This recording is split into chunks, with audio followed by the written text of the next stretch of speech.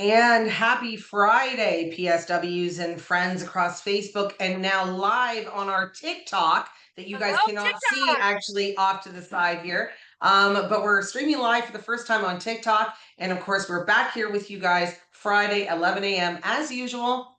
And we're here on the money at 11 a.m. this Coffee Friday. and conversation. Coffee and conversation. And today we're here to talk about working short as a personal support worker and, of course, the hidden reality of PSWs in Ontario. My name is Miranda Romanovich. I am CEO and host of PSW Podcast, and I'm yet again joined by my Director of Operations, Nicole Crawford. We are both personal support workers, veteran PSWs, have worked in the field for many, many years, and we're here today to talk about working short as a personal support worker. This is something that is continuously brought up in all conversations. Hey, Nicole?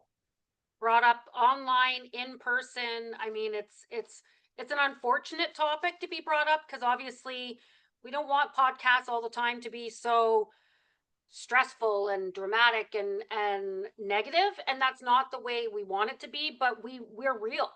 We are in your face, we're real. We don't sugarcoat things and we just tell you about the reality of being PSWs in Ontario.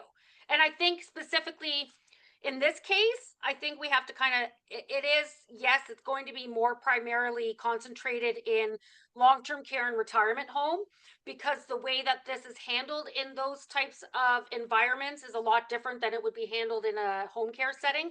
We can obviously touch on all of them, but it is more primarily found in long term care and retirement home. Absolutely, Yeah. absolutely. And I mean, and when we're talking about working short, let's define what working short means to us. What that means is that you don't have enough staff in order to provide the proper care to those that we care for in our long-term care, nursing homes, retirement homes, assisted livings, et cetera, et cetera. That's what we mean by working short. Yeah. So, you know, as a personal support worker for almost 20 years that I've been a PSW, and I worked in long-term care for about a decade. And I never worked a fully staffed shift, not one time in my career. Nicole? Yeah, I mean, I worked on and off in long term care and retirement home and group home. And dare I say it, even in hospice, in a little tiny 10-bed hospice. Did we ever work full staff that they wanted as per their schedule and ratios? Nope, never. Not once in over 12, 13 years. And that's the sad reality. I mean, when we're talking about me in long-term care, like 2006, 2006, like I said, I mean, I'm aging myself, but I started my career in long-term care at that time. And for me to say I never worked a fully staffed shift, I mean, this attention that the media has put on working short, the government's paid attention to it now. We have this mandatory 4 hours of care in long-term care homes that they're trying to meet across sectors. All of this stuff that this wasn't even on the radar in 2006. And I feel that many entities are acting like this is a new phenomenon that, oh, now we're working short, we don't have enough PSWs. Well, Crisis. It's oh, something has to be fixed. It's never changed. no, There no. there was never a time in my whole career either that anything was copacetic like that. I mean, if there was, if people have, please reach out to us because we would love to hear your stories. If you are somewhere in a unicorn type world in a home, retirement home that consistently works fully staffed and has everybody show up for their shift and has the perfect ratios and everything, we want to know about it because I need to go and visit this place in person and find Yeah. out what you're doing because it's not the reality. It's unfortunate, but it's not the reality and it's not new. No. It's not COVID didn't change anything or make anything worse, nothing. It's always been like this. Yeah, it has. It has. And actually it's gotten even worse. I mean, it was bad in 2006 to 2016 when I worked in long-term care, but it's even worse now when there's more of a focus on it, which I find is just flabbergasting because why and then there's 4 hours of care. And the one thing, and we did have this conversation a few weeks ago, I was on here with Ian De Silva, our chief operating officer, and we talked about ratios. And again, that plays into the staff shortages. But it also, with staffing shortages, we're also looking at long-term care homes, retirement homes, whatever, being a PSW for some odd reason, people seem to think this is an easy job and it's an easy profession, and we really don't do a lot of work. Are you Yeah. kidding me? Yeah. PSWs do almost all of bedside nursing across Canada.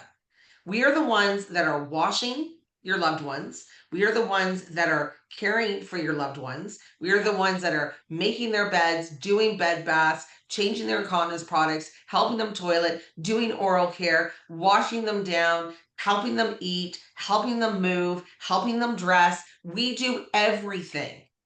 It is not easy, especially when you get into combative residents.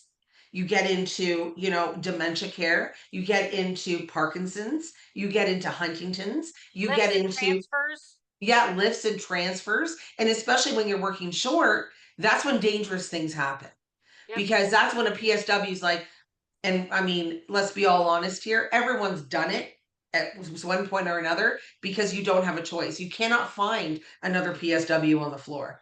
I Yep. mean, I remember I worked as a bath nurse. Yep. That was my title Yep. in long-term care Shower back in the shift. day. The Yeah, I shower was the shift. shower Yep. shift. And so I would have to bathe 8 residents in a 4-hour period. Yep. But not only that, I would also have to help load the dining room for dinner. I couldn't leave the dining room until everybody was, out of the dining room. I had to help feed. I had to, do Clear the all dishes. Help. You'd I'll have to help help with the clear the dishes, bring the table. dishes out. I had to help the nurse sometimes get medication into a resident, and then I could leave the dining room. My shift was 5 to 9. By the time I left the dining room was about 6:30. Yep. So pray tell, guys, do you think I got my 8 baths in? Yep. It didn't happen. I think I did it once. I was able to get all 8 done because I had a phenomenal PSW that was working on the floor where the tub room was that came in and helped me with transfers. Yep. And but most of the time I'd put on the call bell and go stand in the hallway, obviously ensuring that my resident has their dignity intact and that Yep. they're safe and I can see them. But I stood in the hallway and I would literally whistle It's like and an point. assembly line. It's sad to say that, but it's like an assembly line. And when you do have the care and compassion for people, you try and make it the opposite of the reality of what it is. I mean, you're expected to get, yeah, 6 to 8 residents up, showered, and ready for breakfast. But how are you supposed to do that when they're literally lined up in the hallway waiting for the next one to come out of the shower room? And I don't know. I fought against that, and I think that's why I didn't enjoy long-term care as much, because I didn't want to just treat them as a number, or as a, it's a very tough situation Oh, it broke my because heart. Yeah, yeah, like I was always evening shift. When I was an evening shift PSW, that was my vibe, my yeah, jam. Like I was 2 to 10 was my shift.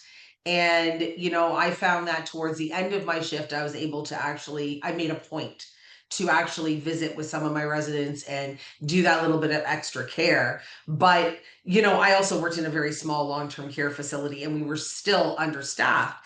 yeah, And so I think, where PSWs are concerned, and we can't forget about our peers that are in these situations. And the reason why the staff shortage is happening is because they're burnt out. They're yeah. burnt out, they're exhausted. I mean, not only is it a massively physical job, it is Mentally, also an it's even worse. emotional job because Mentally, emotionally. mentally, emotionally, because you're constantly taking care of people. So you're dealing with their baggage.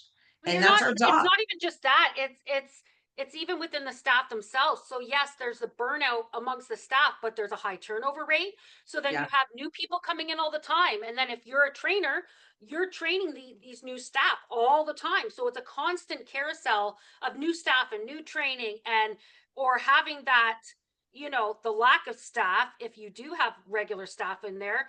And it's that constant battle, because then you have the internal stuff. You've got the lack of respect and recognition from the senior staff members or administration, DOCs, that kind of thing. And that, you have to internalize all that, because you're there to help those people. You're there to Yeah. be their person. So you have to then compartmentalize all of that stress and burnout and anger and depression if you're losing people in the home and stuff, and you have to then have an outlet for that outside of caring for those people. So you're not just walking in and giving somebody a shower and feeding them and going home. You are Yeah. taking so much more home with you, or into that lunchroom, or into that laundry room, the linen closet, and having that cry. You know what I mean? Like it's reality, and people don't paint that picture of PSWs.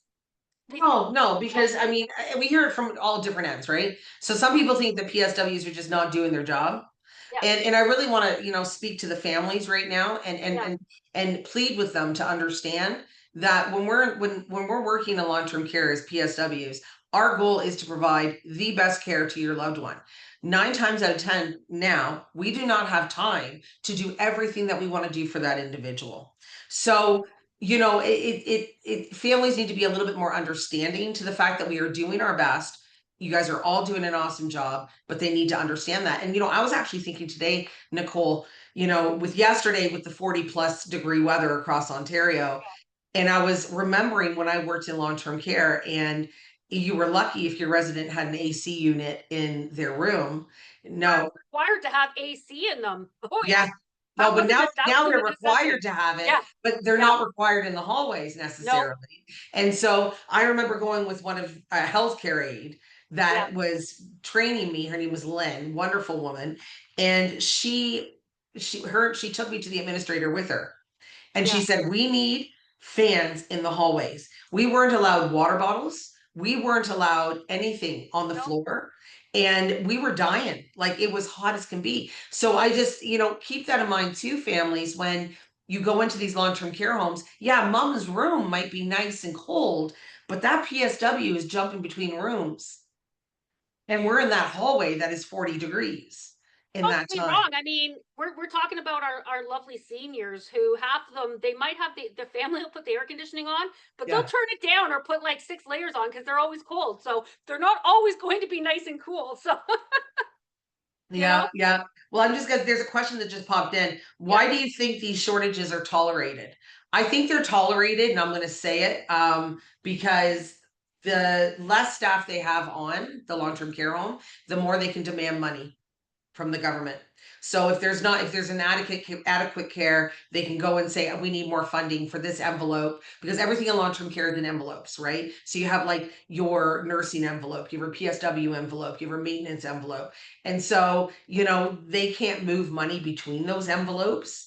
So they're going to start asking for more funding. Personally, I think the way that long-term care is funded and operated in Ontario is ridiculous and the needs to be systemic, looked at yeah, better. the Yeah. systemic funding issues in long-term care is absolutely ridiculous. And you see all these groundbreakings. Oh, we're going to make a new home. We're going to do this. Kind of try and fix what's broken first before making something new, or maybe get out there and let the public know, let PSWs know what LTC, the Ministry of LTC, is doing for the staff, for the families. Yeah. Infrastructure is one thing, and I get it. Yeah, it's all nice. So let's build this brand new long term care home. Let's break ground on this. Let's create more beds. But what are you going to I do in the 5 I have years heart it's going to attacks, take? Nicole. I have heart Yeah, attacks about that. You yeah, know that. We all yeah, sit here at OPSWA and go, you're building another long-term care home, yet, apparently there's not enough staff to go into the other long-term care homes. So where the heck are we going to find these PSWs to go into the new long-term care yeah. home? With double the beds, Yeah. you Yeah. know? Yeah. Yeah. It's absolutely ridiculous. And And I think the hard thing too is like what the expectations are. I mean, you have families that are coming to the terms where they are coming to that realization that yes, my loved one has to go into a long-term care home. And I can't imagine, because I have not personally had any family go into long-term care. I have been their caregiver. yeah. But working in it for so many years, it's such a hard transition because you either have married couples who are now being separated for the first time in 50, 60, 70 years. You have, sons and daughters who are hearts are breaking because they're having to come to that realization that they cannot provide that care.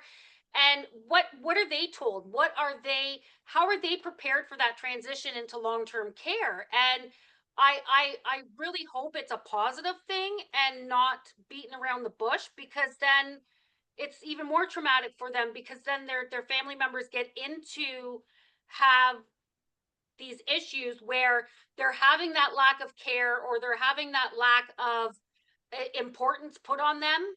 And then what does that do for the family? It's even more stress when it's supposed to be something that's supposed to help them relieve this stress. You know, I Yeah. would love to know what happens, not just to the residents, but to the families.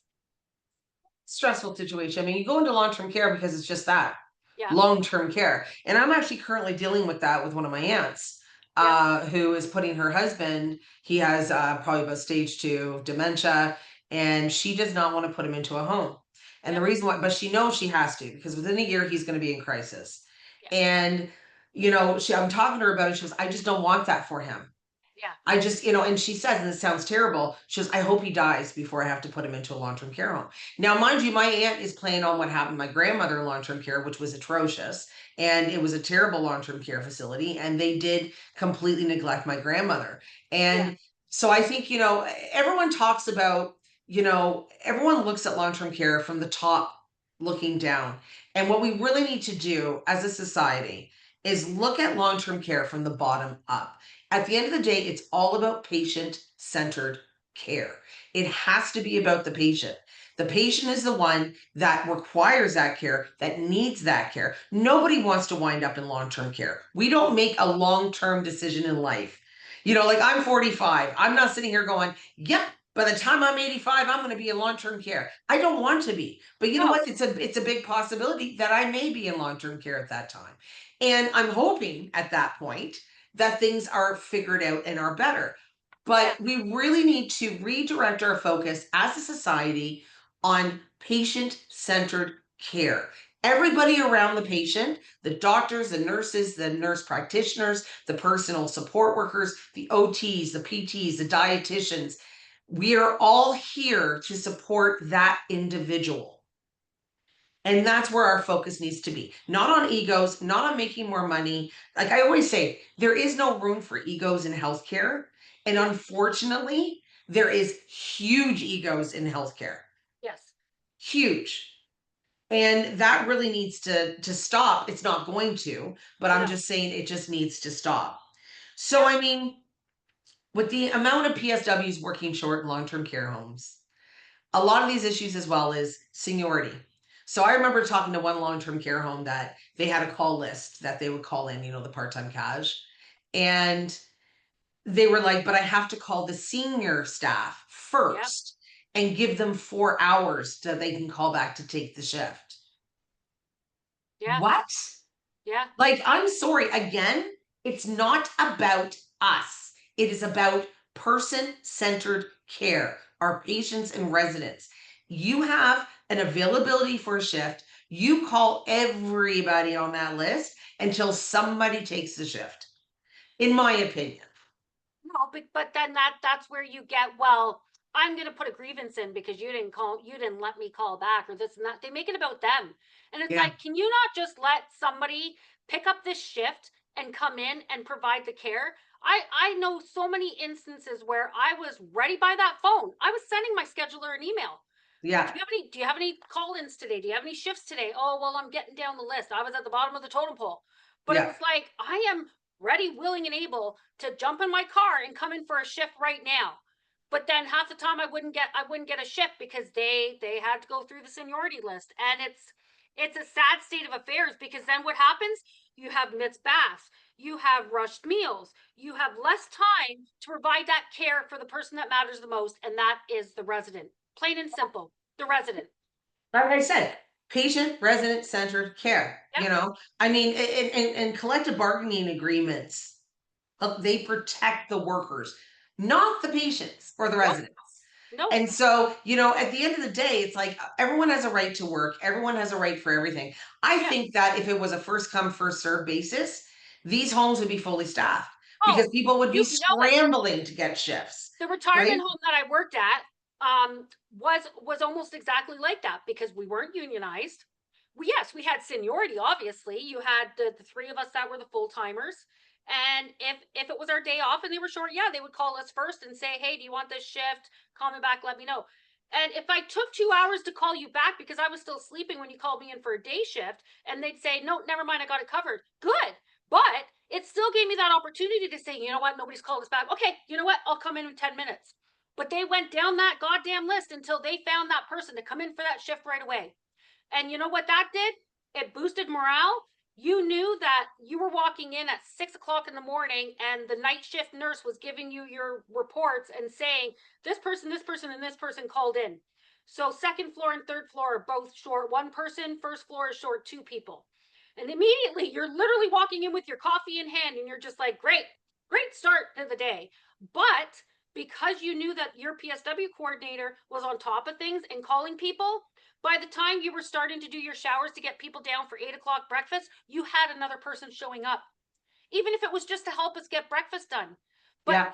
that teamwork and that knowing that you weren't going to miss your lunch or have to work extra or stay even for a double because Yeah. people were on top of it and wanting that staff there to get that makes, people don't realize how much of a difference that makes for somebody saying, yeah, I'll come in and help out for a few hours.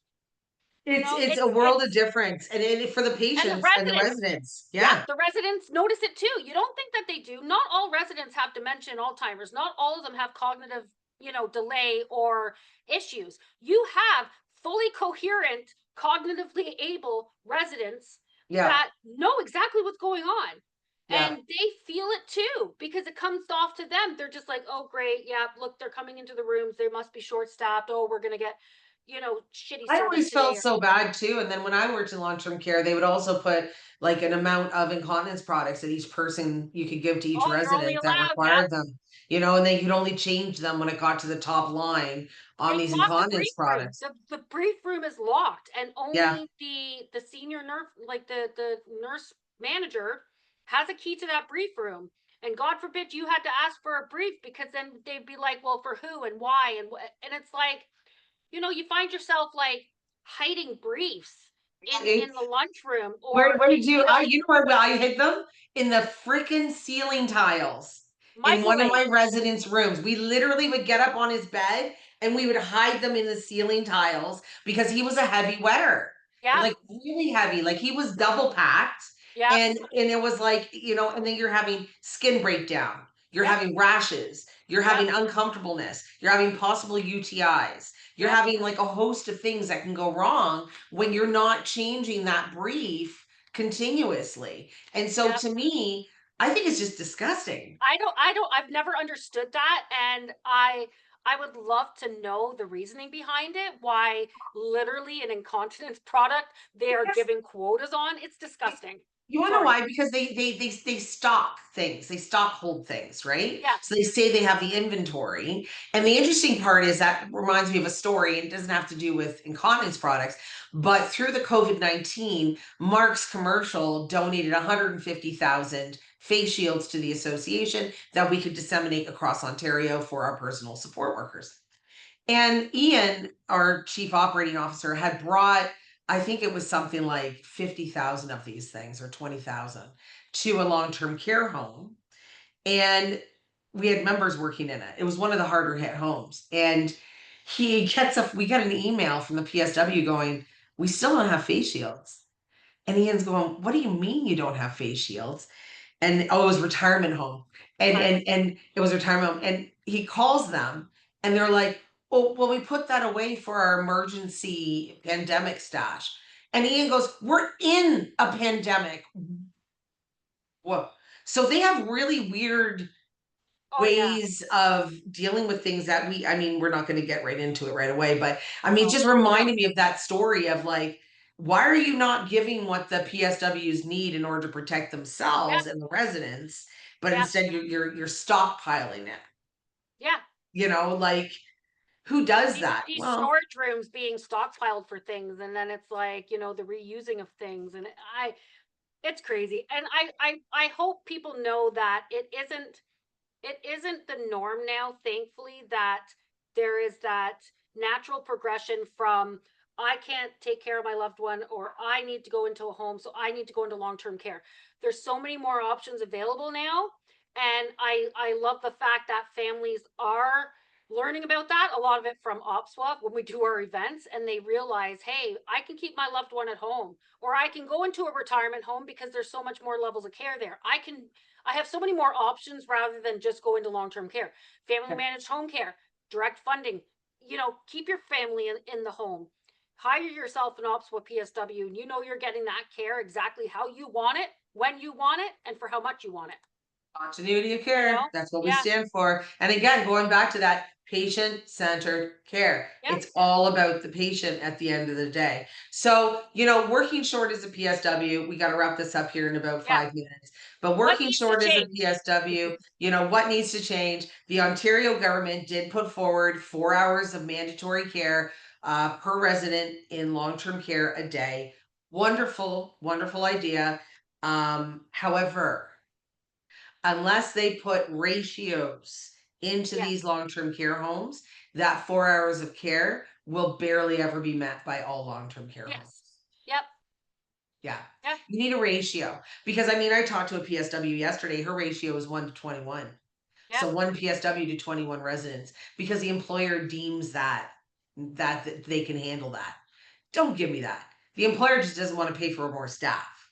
They don't want to pay for more staff, and they would rather pay the staff all of this overtime and getting them on the sunshine list rather than just paying more staff to come in and equally paying everybody.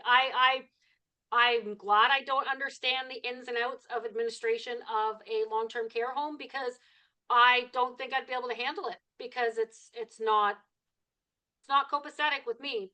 But Oh, that's just us as a frontline PSW knowing it. But I wish PSWs had more pull. I wish we were included more in the interprofessional team, and our notes and our information and our observations. I wish they held more weight, because I think yeah. that would increase the patient care, and I think it would increase, you know, Well, ratios, that's one of our etc. next battles, right, Yep. Nicole? Is Yep. and working with the NPAO, which is the Nurse Practitioners Association of Yep. Ontario. Exciting. Wonderful allies. Shout out to them. They are phenomenal. Yep. And they really understand the importance of the PSW and also our observational skills Yep. and the information that we can bring to the interdisciplinary healthcare teams. So And important. so, and I think it would help, I think it would help with retention.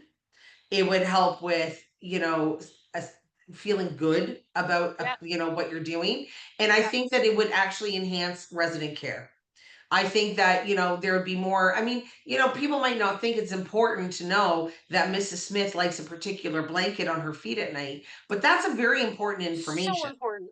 So important because that is what we're supposed to be doing is supplying that care to those individuals. Their So home. yeah, it's their home. We work in their home. So we got to remember that. Yeah. So I mean, I think today's conversation was really good. Yes. I think if anybody has anything that they want to add, mention it down below. We want to hear your stories. We want to hear your frustrations. We want to hear how you would fix long-term care PSWs. You tell us what you would do to fix long-term care.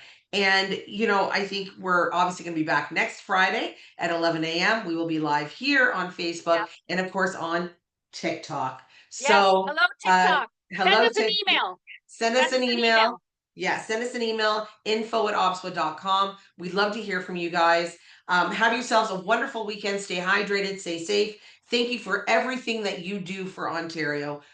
I'm dead serious. Thank you for what you do every single day, PSWs. You truly, truly make a difference. We Yep. hear it every day from people in Ontario. Yes, we So do. thank you, everyone. Thank you, Miss Nicole, again for Thank joining you. me.